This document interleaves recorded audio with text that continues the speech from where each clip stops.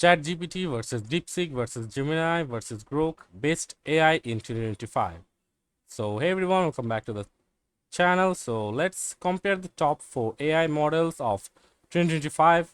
That's ChatGPT, Deepseek, Gemini, and Grok.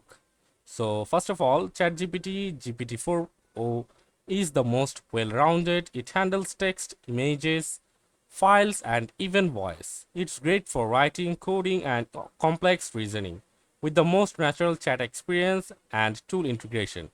On the other hand, DeepSeek is a coding-focused AI built for developers. It excels in math, logic, and programming, especially Python, C++, and visual tasks. It's smart but less conversational and lacks ecosystem tools.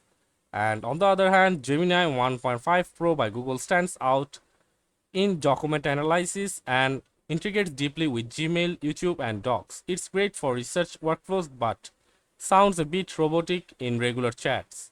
And on the other hand, Grok, developed by Elon Musk's XAI, is built into Twitter X. It's witty, real time, and great for trending topics, but not reliable for deep tasks like coding or structured analysis.